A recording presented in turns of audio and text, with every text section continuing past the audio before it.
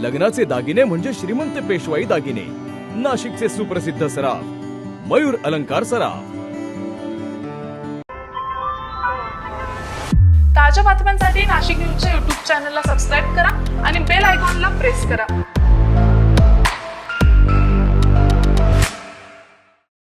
राष्ट्रवादी काँग्रेसचे जिल्हाध्यक्ष ॲडव्होकेट रवींद्र पगार यांच्या निधनामुळे संपूर्ण नाशिक जिल्ह्यावर शोककळा पसरली आहे।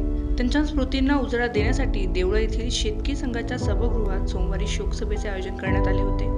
या शोकसभेत ॲडव्होकेट पगार यांच्या प्रतिमेस पुष्पहार अर्पण करून भावपूर्ण श्रद्धांजली वाहण्यात आली। जिल्ह्याच्या राजकारणातील त्यांचे अभ्यासू आणि लोकाभिमुख नेतृत्व तसेच सर्वसामान्यांसाठी त्यांनी दिलेले योगदान याचा उपस्थितांनी गौरव केला। त्यांच्या जाण्याने केवळ पक्षाचेच नव्हे तर संपूर्ण समाजाची मोठी हानी झाल्याची भावना यावेळी व्यक्त करण्यात आली।